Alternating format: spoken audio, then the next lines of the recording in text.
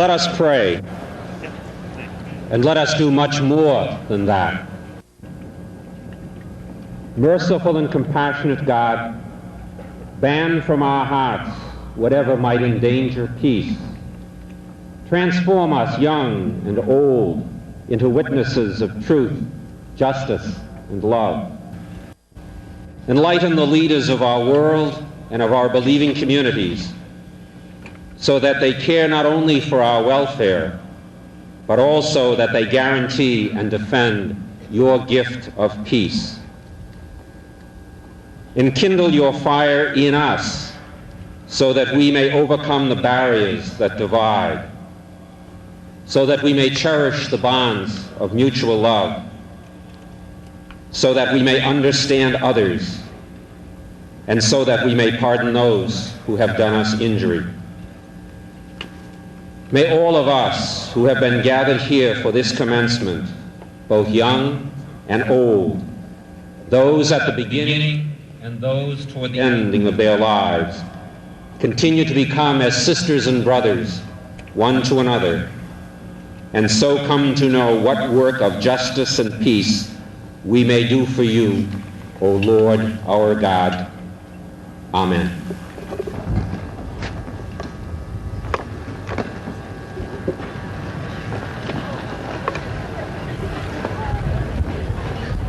Thank you.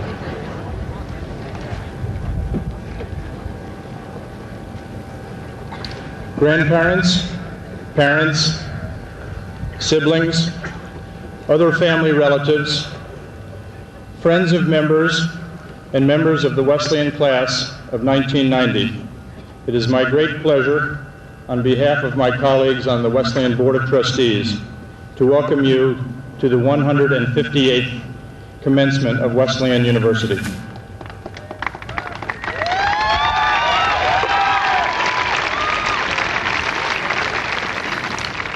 I would also like to extend a warm welcome to our honorary degree recipients who have traveled to Middletown from across this country and across the world.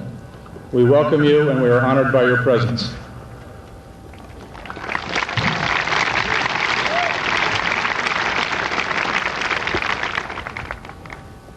But I particularly welcome the families of the class of 1990 and those others in this audience whose love and support has made it possible for each of Wesleyan's 680 new graduates to achieve the receipt of their degrees today. The presence of members of the class of 1990 is a reminder to all of us of the importance of family and of other mentors to the development of the human mind and body. The healthy and secure development of our young is our greatest responsibility, and in today's world, I would submit, our greatest challenge. It provides the foundation upon which a successful education rests. Where families fail, society's problems proliferate. 1 year ago, Marion Wright Edelman, president of the Children's Defense Fund, gave the commencement address to the Wesleyan class of 1989. She spoke of the importance of her family life and family rituals in building her self-esteem and her self-discipline, despite the pervasive racial prejudice which surrounded her in the segregated world of South Carolina in the 1940s. The strength and support of the family and the close community environment which enabled Marion Wright Edelman to lead a successful and productive life must be duplicated in the fast-moving world of today. Without the love, psychological and material support and mentoring that only family or other caring adults can provide, we can hardly expect young Americans to persevere to achieve a liberal education such as that available at this university. And that education, I would submit, is the greatest gift that any family or any society can give to its young people. To members of the class of 1990, how could events of the past 12 months more powerfully stated the need and the opportunity that now present themselves to you and your peers from Europe, Africa, Latin America, and Asia to reach out to each other in understanding and cooperation to forge a new world order based upon peace, respect for cultural differences, and an intolerance of ancient prejudices. By continuing your liberal education beyond Wesleyan, by applying the values and the disciplines that you have learned here in whatever paths you pursue, you can be a positive force for democratic values and for the enhancement of human dignity in America and abroad. Congratulations on the start that you have had here. Go forth with confidence and with energy. On behalf of my colleagues on the Wesleyan Board of Trustees, I wish each of you well. It is now my great privilege to declare these proceedings open. Thank you.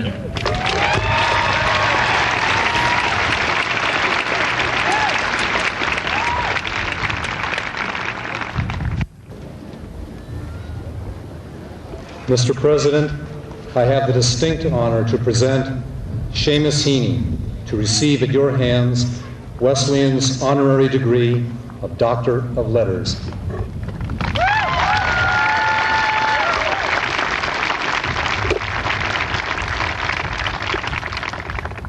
Seamus Heaney, poet, revivifier of the tongue, censorious lover of Ireland, a country whose reality is now sharper in focus and more real in existence owing to your writing. You come to our campus and are welcomed here as a visitor, not only at Harvard, where you teach, or from Oxford, where you lately have professed, but also from what you have called the Republic of Conscience.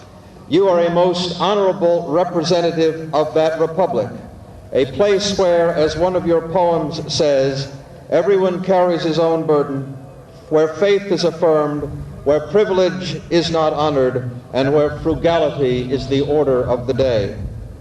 As one of the finest writers in the English language, you have traveled the world, and your words have given order and beauty to other republics, other lands, other people. Wesleyan honors you as an ambassador whose portfolio and whose artistic achievement are without parallel in our time, and it takes pleasure in conferring upon you its honorary degree of Doctor of Letters. You take over now. I've asked Mr. Heaney if he would be so kind to accept our invitation to read a poem. He will do so now. The poem is from his sequence of sonnets called Clearances. This commencement at Wesleyan will never be forgotten by any of us here, and the pleasure of it for me personally is amplified because I hold your president, our president, in such high personal regard as a person of dauntless intellect and principle. This is not therefore the first time that I have spoken poetry in his presence, but it is the first time that the occasion has been so historical and honorific. I chose a short personal poem. It is a sonnet, therefore you know it's not going to last more than a minute.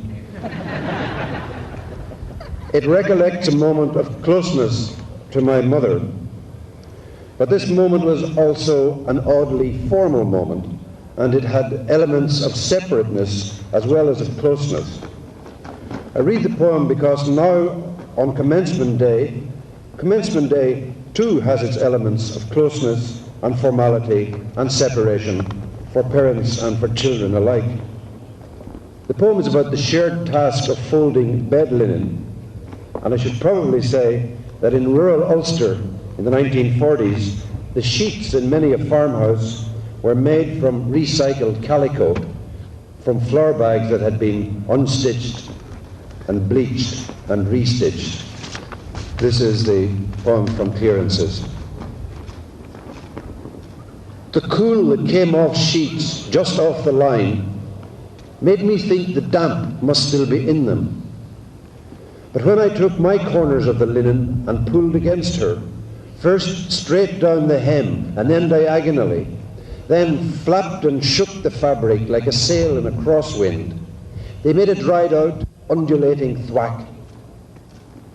So we stretch and fold and end up hand to hand for a split second, as if nothing had happened, for nothing had, that had not always happened beforehand, day by day, just touch and go, coming close again by holding back in moves where I was X and she was O, inscribed in sheets sewn from ripped out flour sacks.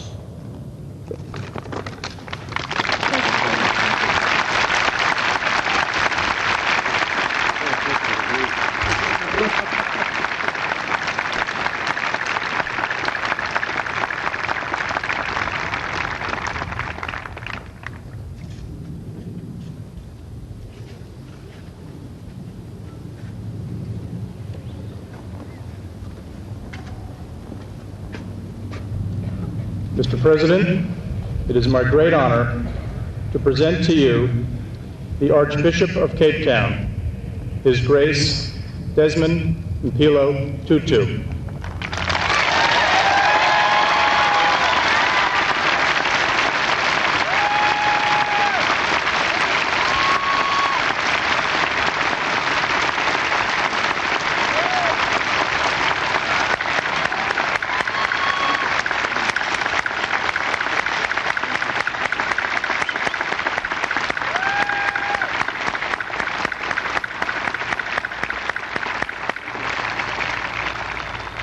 To receive at your hands Wesleyan's honorary degree of Doctor of Divinity.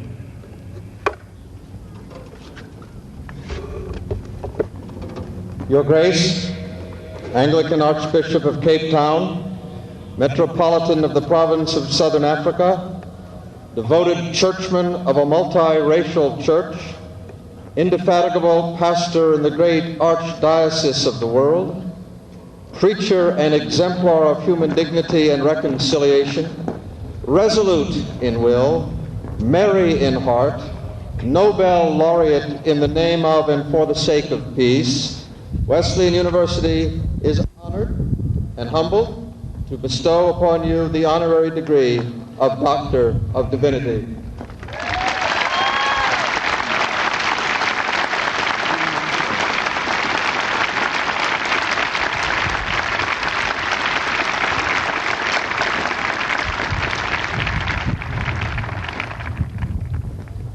The speaker at this, the 158th commencement of Wesleyan, is indeed a person who has brought extraordinary moral force, personal bravery, and spiritual inspiration to a country, South Africa, whose need for such human and religious attributes is incalculable.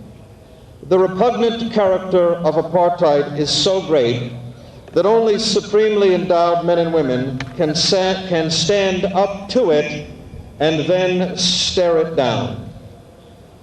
Archbishop Desmond Tutu, our honored guest to this campus now for the second time, is such a person. The world has recognized and has repeatedly honored his unique gifts, those of speech, those of action, those of immense vitality, and those of courage. I am wholly confident that his remarks to us now will exemplify all of those qualities. Ladies and gentlemen, Dr. Desmond Mikhael Tutu.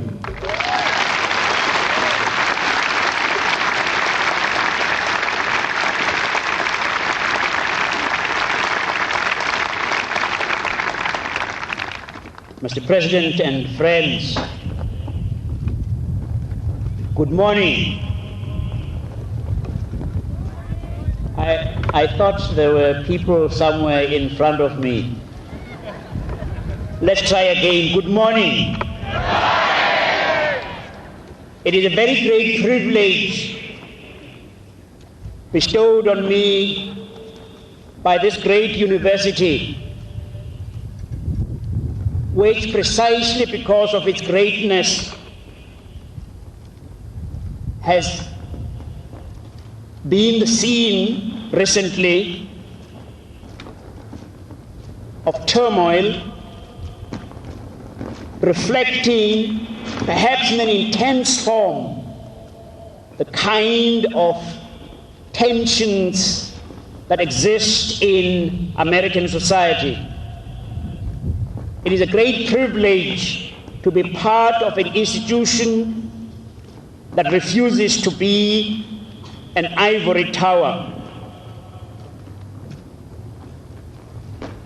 I bring you greetings from your sisters and brothers in South Africa.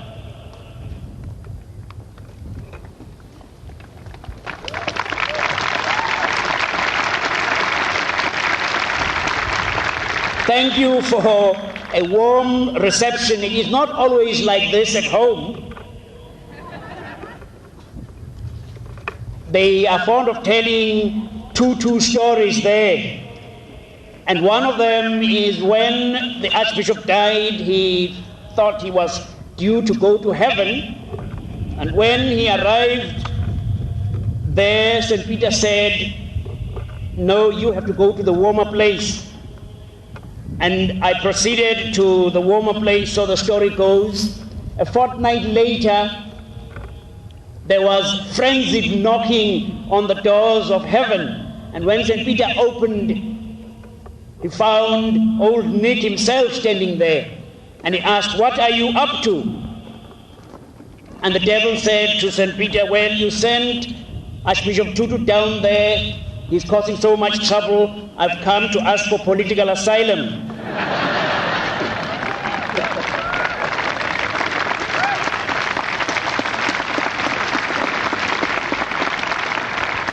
I stand here as an emissary from those who have been victims of one of the most vicious systems the world has known.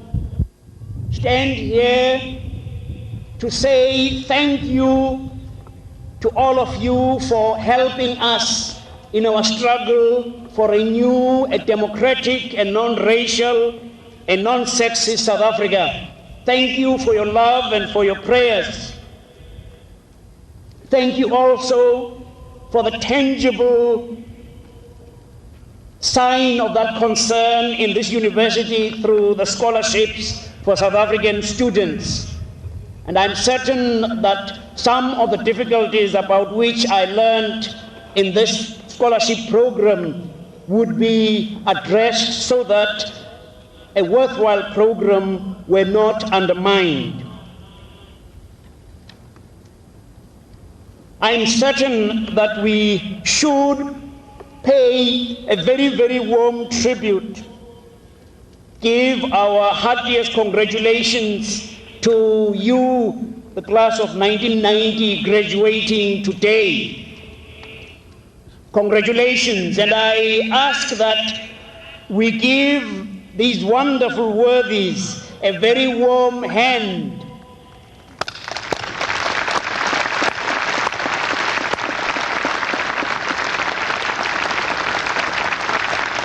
Thank you.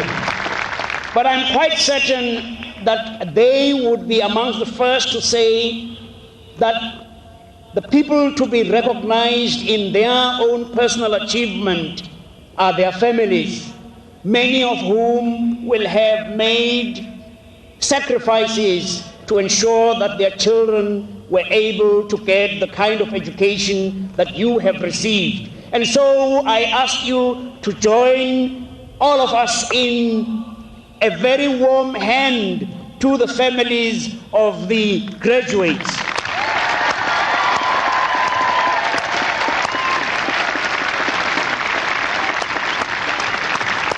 And I have no doubt at all that you would be ready also to say thank you to the faculty of the university. Some of them may be breathing sighs of relief, but they have done a splendid job of work in getting you where you are. And so we give them a hand too.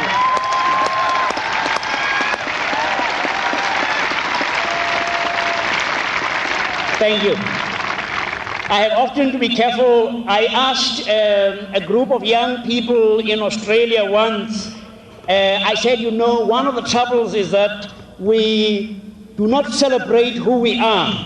How about affirming who we are and give ourselves a warm hand? And they did a humdinger. And then I said, well, how about giving God a standing ovation? And they nearly took the roof off on that occasion, and without thinking I said, thank you.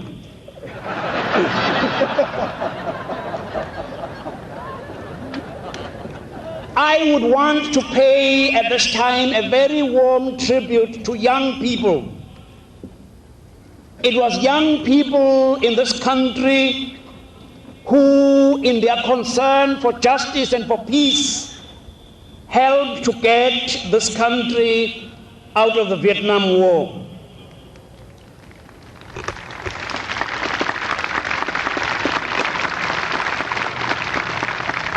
You might have thought that there was a measure of self-interest in their concern, since it was their brothers who were dying in that war, and they themselves were due for draft, some of them.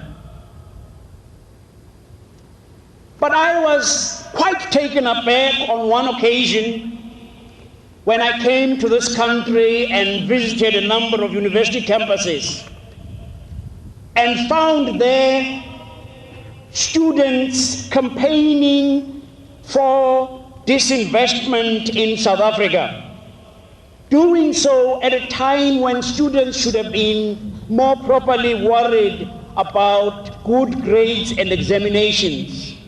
And here they were concerned about people 10,000 miles away, saying by their action that there were some things that were more important, perhaps, than good grades, than making it in the red race. And my faith in humankind was restored by that spectacle. And it was largely young people, not exclusively, but it was young people who helped to change the moral climate in this country, so that where formerly sanctions legislation by Congress was totally inconceivable, they helped to galvanize support to such an extent that not only did Congress pass legislation imposing sanctions on the South African government, but the support was such as to be able to muster a presidential veto override. And so one wants to say thank you to you, young people. We live in extraordinary times, in stirring times. Extraordinary because in December I went to Washington and attended the award ceremony at the Kennedy Center for the Performing Arts. And at the end of that session, you will recall, the Red Army Choir in full Russian uniform stood up and sang lustily, "God bless America." And it is those times when people have marched in South Africa, people have marched in Europe, and the Berlin Wall has fallen. It is truly extraordinary times when you think that in September of last year, our people could not walk on the beaches in South Africa, which were segregated, because the army came out armed to the teeth and trying to walk on the beaches because we said we were going to defy unjust law, since an unjust law does not oblige obedience. We had to run the gauntlet of police dogs, tear gas, and bullets. When you think that last year, September, in our country they had a racist election in which the government was painting the ANC as demons incarnate. It is extraordinary times when a Mr. de Klerk can, as he did on February the 2nd, make what can only be described as an epoch-making speech. And then on February the 11th, we saw that extraordinary spectacle when the world and her husband were glued to their television sets to watch one prisoner emerge from prison. And Nelson Mandela walked free.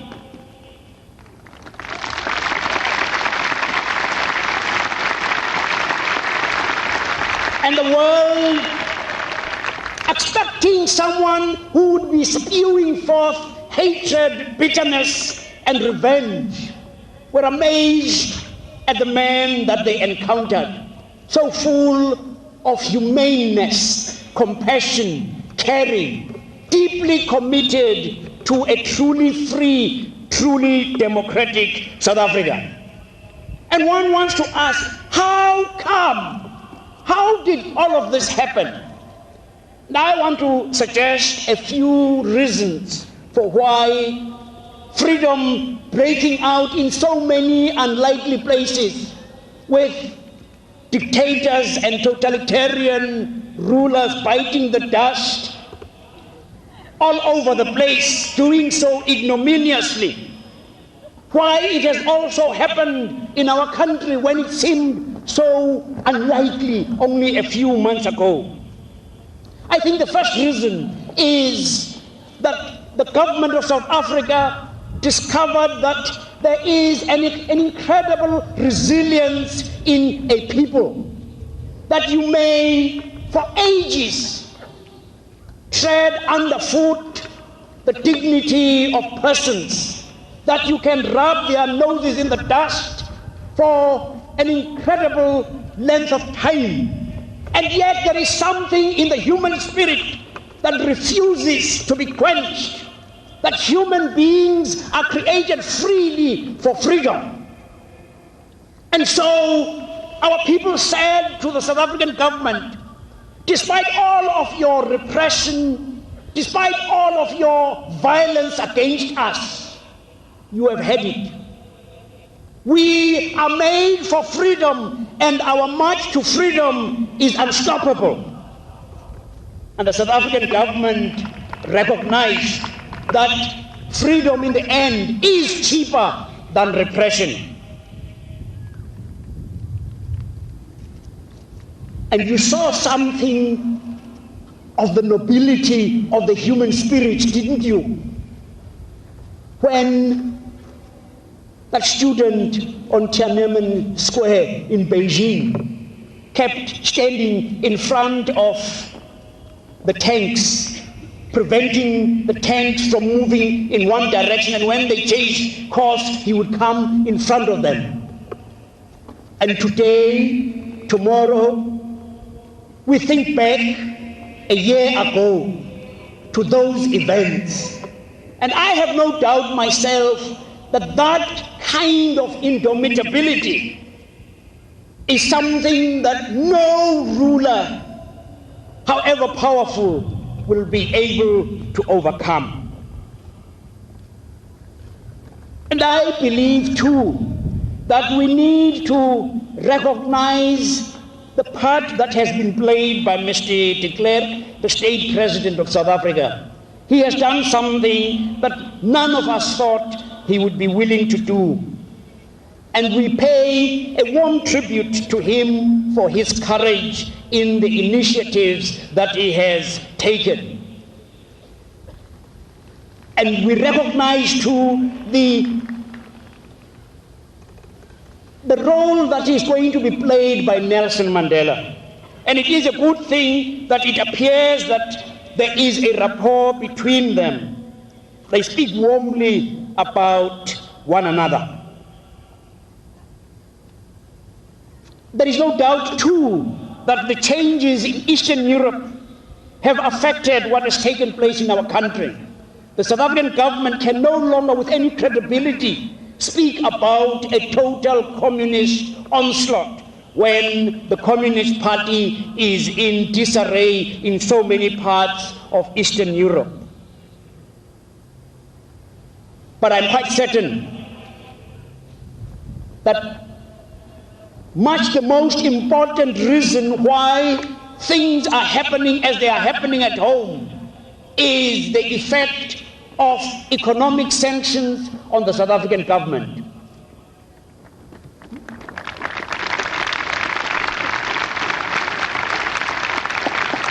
Without those sanctions, Nelson Mandela would still be languishing in prison. Without those sanctions, South Africa would still be fighting a war in Angola. And therefore, without those sanctions, Namibia would not have been independent. Without those sanctions, we would not be on the verge of negotiations to end that vicious policy of injustice and oppression.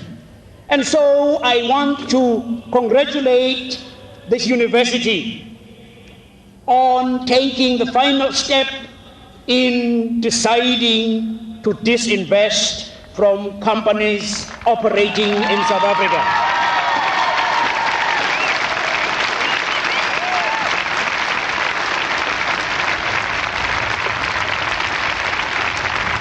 And we say sanctions must remain in place until the process of ending apartheid is irreversible and the establishment of a new democratic South Africa is something that can no longer be revoked.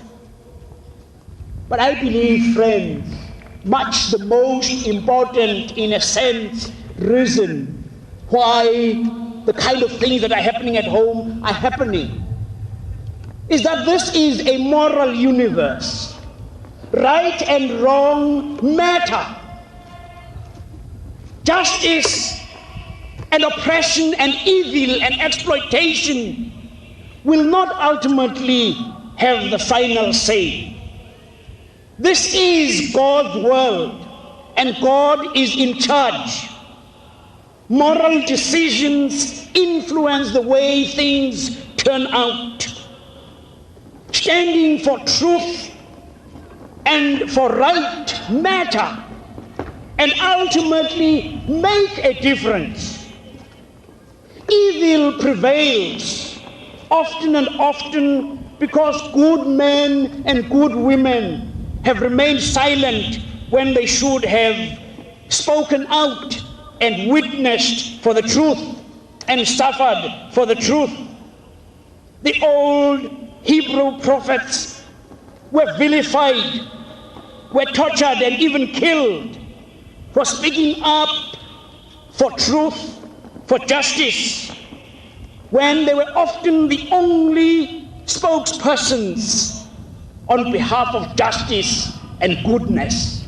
A Jeremiah is put into the stocks, thrown into a well, and ultimately is killed because he had the audacity to speak up for justice and for truth.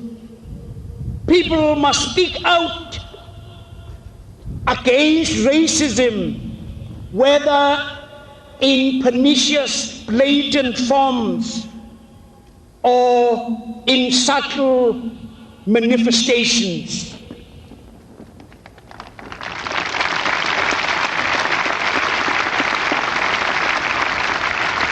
Unbridled racism, unchallenged, led eventually in Germany to the Holocaust. racism largely against black persons in France was not challenged by too many. And inexorably, it led on to the desecration that so many of us have deplored of Jewish graves. And so opponents of racism, of anti-Semitism, must join forces against those evils. It is wrong to be silent in the face of injustice. And so it would be wrong for me to have remained silent in the face of the injustice in South Africa.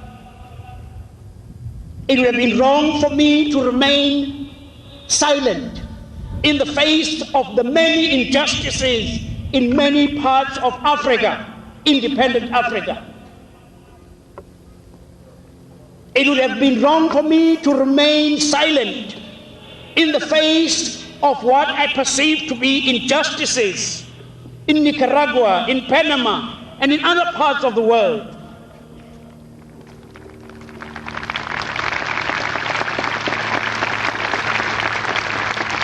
It would be wrong for me to be silent in the face of what I believe is injustice meted out to Palestinians. I say, and I say very strongly everywhere, Israel has a right to exist as a sovereign, independent state whose territorial integrity and security must be guaranteed by all nations. Equally, I believe that the Middle East issue will not go away until the cries of Palestinians for an independent, sovereign state are heard. We deplore injustice everywhere that we encounter it. We deplore violence everywhere where we encounter it. And we pray fervently that it will be possible for negotiations to take place between the government of Israel and the Palestinians through spokespersons that they identify as authentic representatives of the aspirations of the Palestinians. If it could happen in South Africa between the South African government and the ANC, why can it not happen there? Friends, we say we have no doubt we are going to be free in South Africa. We do not say perhaps it is still a matter under discussion. We don't say maybe. We have no doubt in our hearts that South Africa is going to be free. And when we say all of us, black and white, will be free together, because we say to our white compatriots, you are not going to be free until all of us are free. And so, dear friends, we say we are preparing the celebrations of a new South Africa, truly democratic, non-racial, non-sexist, a South Africa where human beings count, not because of the biological irrelevance of their skin color, but because they are people of infinite worth created in the image of God. We say we're going to be free, all of us, black and white together. For there is no other way in which we can survive except together. black and white. There is no other way in which we can be human except together, black and white. There is no other way in which we can be free except together, black and white. And we say, we want to invite you, come and celebrate with us our freedom. Thank you.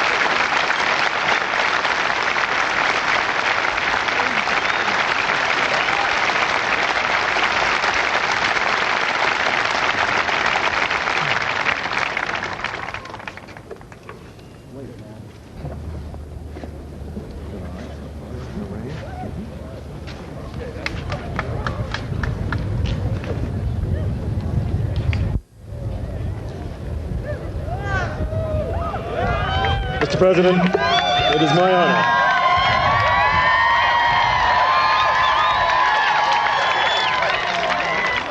to present to you these persons to receive at your hands the degree of Bachelor of Arts.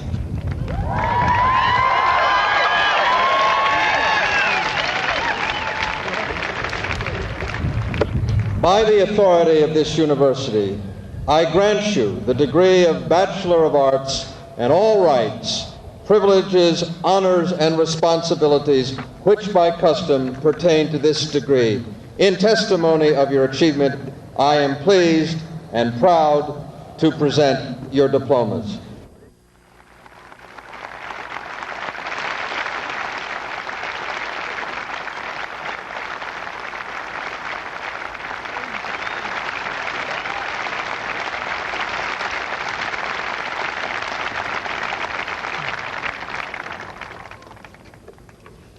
Now please join me, all of you, in applauding all of our newest alumnae and alumni.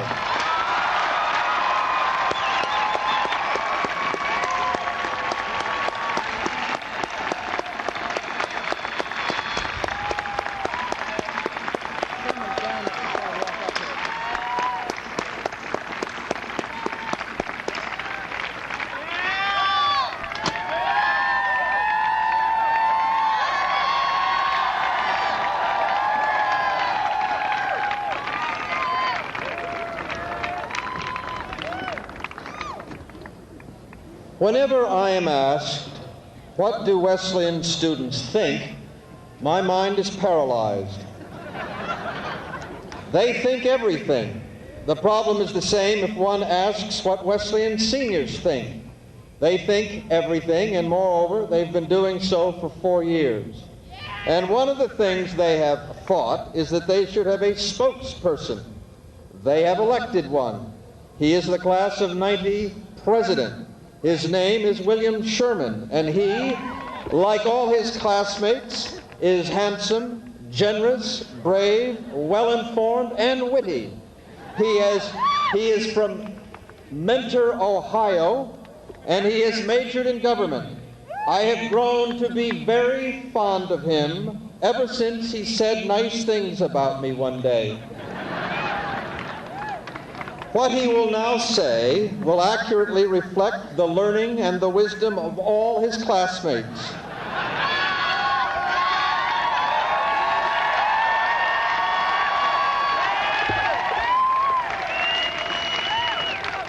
Indeed, they will become ever wiser and more articulate as he speaks. I present him to you with fondness for his love of life and respect for his personal courage and strength. Bill Sherman.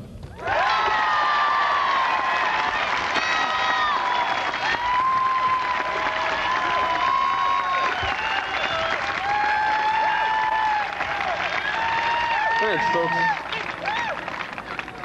President Chase, trustees, faculty, family, friends, honored guests, graduates. I'm glad you could all make it. I've been urged to do many things during this speech. I've been urged to take a parting shot at the administration. I've been urged to tell a story. I've even been urged to sing a song.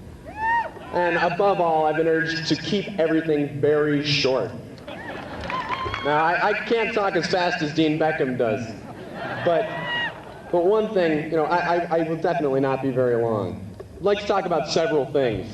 The complexities of the world we enter today, the challenges of moving from a world of education to an education about the world, and I will address the power of ideas, the ability to shape society, and the exact steps we must take to reform this world. And what's more, I will do all of the above. I will perform this feat of oratorical dexterity in less than 6 minutes. Seriously though, there are a number of things that I will not do here though. I will not tell you that as graduates of Wesleyan you can change the world, because you know that. And you also don't need to be told that you can accomplish nearly anything, because you know that too. You also don't need to be told what you learned at Wesleyan, because each one of us learned something different, because the majority of our learning was about ourselves. And I hesitate before describing my perspective on the events of the last few months here at Wesleyan. A common perception may be that this was a quiet, calm place before a bomb exploded in South College a few months ago. It is also untrue that the revolting and deeply painful acts in Malcolm X's house were merely isolated crimes of hate. And it is also untrue, however, that the administration has asked for or tacitly allowed these events to occur. President Chase has mentioned the existence of an identity crisis at Wesleyan, a question of how we define ourselves. Wesleyan is not a selection of the best of society. We have had to battle homophobia here. Wesleyan is also not an exclusive sanctuary for broad-minded, thoughtful people. We have seen subtle and overt racism and anti-Semitism here. So what brought us here? Have we found what we came for? And if so, would we know it if we did? Dean Beckham said a month ago that he didn't know exactly what defined Wesleyan, what holds students together as a group. Well, I would contend that the defining feature of Wesleyan is that we care very deeply about this school, and we are often willing to work hard to improve it. This is slightly different than simply being an activist campus. It's a matter of attitude as well as action. I think we care about the world. Now, few people this year have accused Wesleyan of being an ivory tower. We've seen senseless acts of violence. We've seen acts of terror against minorities. We've felt the guts of this university. Sometimes it feels like they've just been torn out. But we are strong. We are strong. The despair and the anger we have all felt this year have not left us on our backs or on our knees. There's no metaphor that fits. We aren't a phoenix rising from ashes. We aren't a wounded soldier. But we know that we have been forced to deal with circumstances. And we have emerged with a broader, if not always clearer, understanding of problems. And we've emerged with progress on critical matters. Wesleyan has finally divested. Wesleyan is moving toward real affirmative action. The senior class has raised over $10,000 toward a scholarship to ensure that the school continues to be accessible to all socioeconomic levels. Wesleyan has begun to roll in the right direction. It's taken a lot of work by a lot of people. The resilience and the strength of this school stems directly from the fact that students and faculty care about it and are willing to work to improve it. To the faculty and the administration, I urge you to take an advocacy role now and in the future and work toward responding to the many voices of concern at Wesleyan. I have not yet mentioned one person here, a person who has fought for justice throughout his entire life. He's a person whose ideas have inspired us and whose leadership and moral power have been important to many liberation struggles. Archbishop Tutu, I want to thank you for coming here today and speaking with us. Several people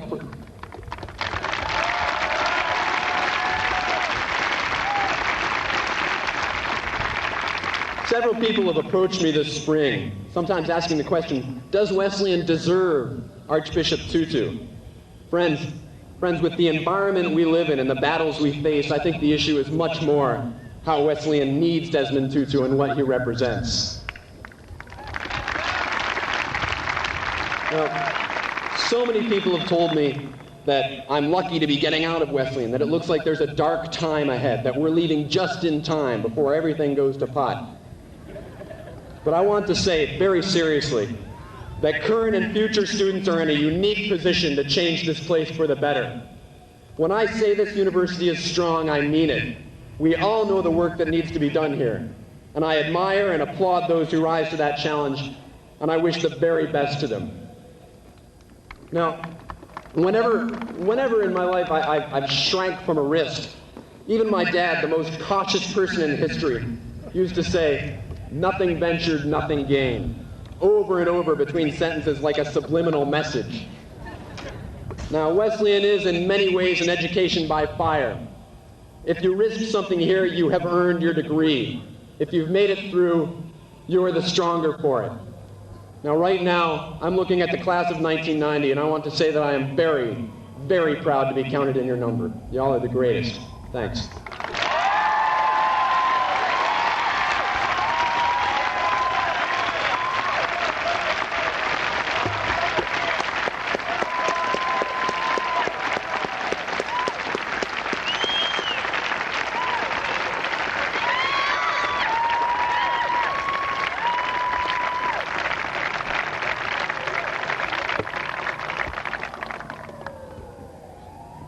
My remarks will be brief.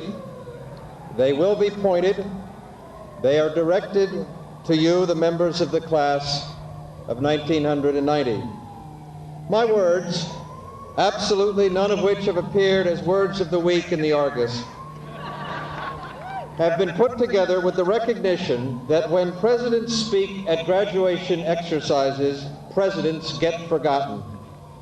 Some things, however, I want you all to try to remember. Honored guests, fellow trustees, faculty colleagues, parents and grandparents, sisters and brothers, relatives and friends, you can listen in too. But I am talking to the class of 1990. Everyone else is welcome to overhear what I have to say. We have had a very tough year. There has been a lot of pain in the way you and I have lived at Wesleyan since September. Too much suffering has been visited on this campus, a good campus, and we have learned that we were never meant, being students and scholars, teachers and learners, to relish that level of pain. Amid our studies and amid our work in being friends and associates, classmates and lovers, acquaintances and strangers, we have learned through our collective agony how much we have needed each other and how much we did not need hatred. Let me go to the heart of the matter. Let me tell the truth as I see it about our pain and how it rose up to hurt us. Then let's talk about how we coped with it and tried to make it go away. First of all, the differences separating us on racial and ethnic lines became more deeply etched into our consciousness this year. The integrity of the campus, the belief in the whole community in which all would be supported by all, was damaged. Not always finding the trust we knew we needed, we found instead suspicion. Not knowing the degree to which we could rest our confidence in each other, we found instead fear. Not knowing how to find a solid community structure on which to base our convictions, we found instead ways to retreat within ourselves. We encamped in small places, finding odd islands, opening new wounds, and licking old ones. Secondly, we did become acquainted with violence. No matter what you do or where you go, you, the class of 90, will always have, among other memories, this year as the one that included firebombing and racist graffiti, violent language, and violent deed.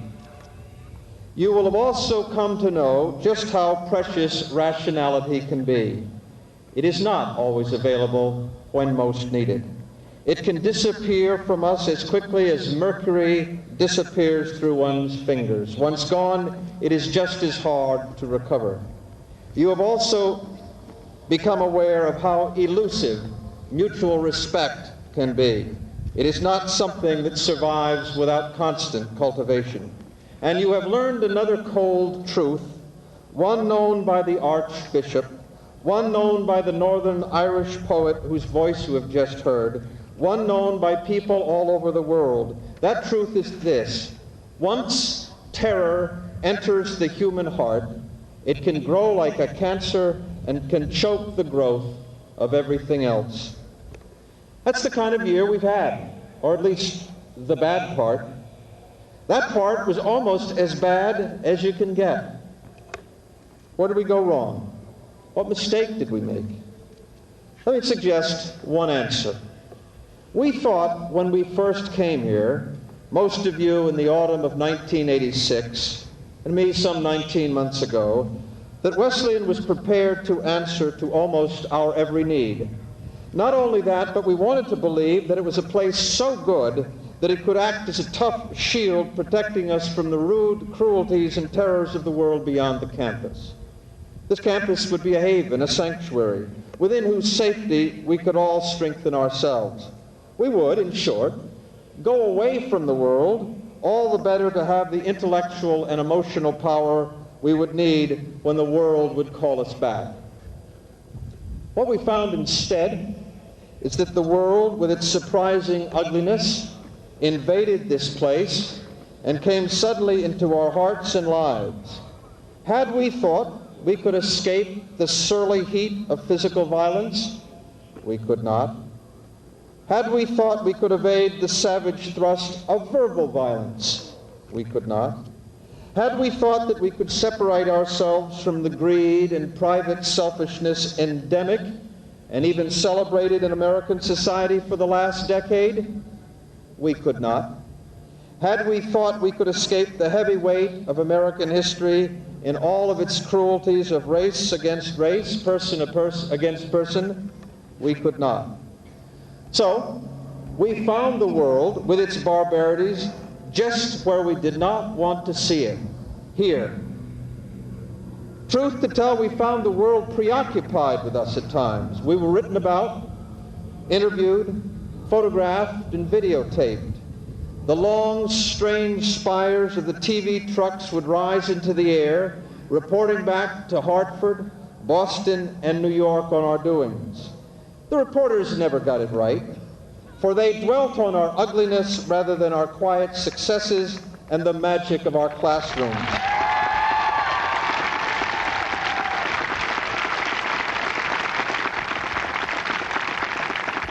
They caught us, and they always do, in our most awkward and uncomfortable moments, not when we were, as we so often were this year, simply excellent. So what was the good part? There was a very good part, and it was this: we recovered our health. We struggled for equilibrium, and very late in the year, almost too late, we found it. We found it by seeing the unity we knew we shared. We recognized just how much we needed each other. We showed that we could recover and could indeed become just a little bit better than our best sense of ourselves. We started talking sense to each other. We were more candid. We saw the narrowness of mere political correctness, or PC. We opened up and put aside the easy language of blame and fault-finding.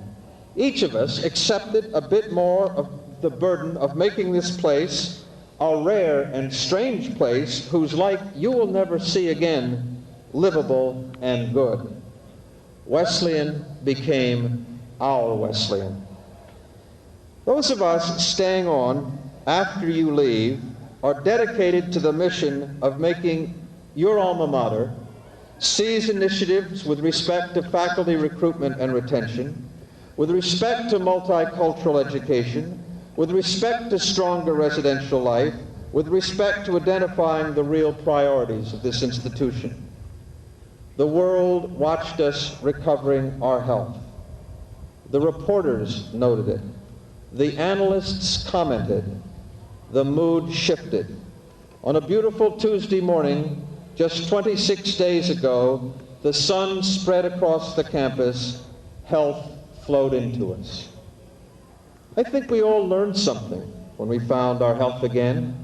It is this: the world beyond Wesleyan wants us to be successful. The people watching you today and feeling pride in you want as much as we do to believe that this campus is charmed, immune from sourness and anguish. Remember that you are young, and most of your identity is to be found in your immense promise and the delicious appeal of all that you have not yet done. Think then of the perverse attraction you present to the world of journalism and popular opinion and easy cynicism. If you, as good as you are, as fortunate as you are, prove disappointing and are coarsened and are made ugly and act in an ugly way, think then of the ways in which the world beyond us surrenders a little bit of hope. The truth is that the class of 1990, all the classes of 1990 in this country today, represent to our culture the best frail hope we have. You are tiny, but you are everything. And all the people watching television and reading the New York Times and the Hartford Courant and the Boston Globe somehow know it, just as your parents and brothers and sisters, relatives and friends know it. All those viewers and readers, all those champions of your cause, nonetheless look at you in two opposing ways. The first is to wish you well. That they do abundantly today. The second is to worry that the failures of Wesleyan are yet one more indication of the ways of the world. After all, the world is flawed, and why, it is asked, should this campus escape the ways of the world? As you now become alumni of this place, you will grow to accept this double vision of Wesleyan. You will want it to be better than any place you have known, for you will remember your successes and will even enlarge upon your triumphs as time goes on. And yet, you, even you, will wonder, will doubt, if Wesleyan can continue to be the same exasperating, unique, demanding, and daring place it simply must always be. A place as unusual as this one represents a great deal. It is ambition and innocence and imagination and freedom and intellectual luxury and downright oddity and all the splendors of being young, in one finite space, bordered everywhere by disenchantment and fatigue and the way-worn tedium of the world. The world has too few college campuses like this one to dream about. We are then a fantasy, in part for people who do not know us well. So when we disappoint each other and disappoint ourselves, when we momentarily collapse into bitterness, blindness, and hatred, we extract a dream from the minds of those who watch us. We become no better than reality. We confirm everyone's melancholy suspicions. So now you depart. You know more of yourselves than when you first were here. You have been touched in ways that only the years to come will reveal. You are stronger than once you were. This year has made you wiser. But you have now lost the innocence that sooner or later you knew you had to give away. Wesleyan has engaged all your abilities, and Wesleyan has given you lessons in the ways of the human heart from which you will never be able to extract yourselves fully, and from which I trust and hope you will always profit. And you have learned something true about this place. whatever its problems, and whatever its pains, the rest of the country will feel them next. We, you and I, have been there first. I think the 1990s in American higher education began here. So may the rest of the country also take some comfort from our successes, from our rediscovery of community, from the nimbleness of our inventive minds. Thank you, class, for your attention. Thank you for your strong and good presence. Go forth now, quickly and with good cheer and with the splendid confidence in yourselves you have earned. I hail you as pioneers. Lead forth in this, your commencement. Thank you.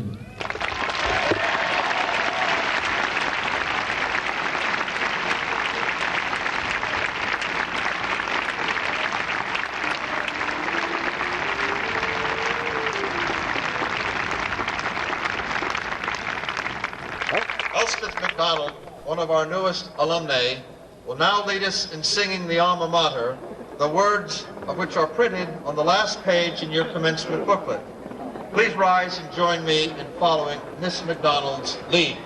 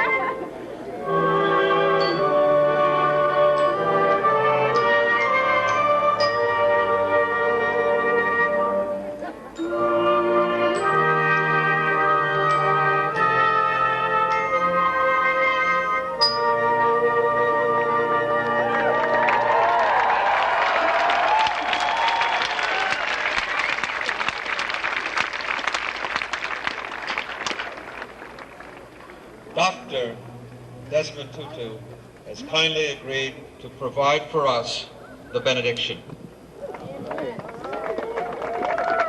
Let us pray. O Lord, make us instruments of thy peace. Where there is hatred, let us sow love. Where there is injury, pardon. Where there is doubt, faith. Where there is despair, hope. Where there is darkness, light. Where there is sadness, joy. O Divine Master, grant that we may not so much seek to be consoled as to console, to be understood as to understand, to be loved as to love. For it is in giving that we receive, it is in pardoning that we are pardoned, and it is in dying that we are born to eternal life. I will give the blessing in my home language. Uxolo lukaThixo olugqitha kuko konke ukuqonda, malugcine inhliziyo nengqondo zenu ekumazini nasekumthandeni uThixo nonyana wakhe uYesu Kristu inkosi yethu. Ithi intsikelelo kaThixo usomandla, uyise unyana nomoya ingcwele ibe nani ihlale nani bona phakade. Amen.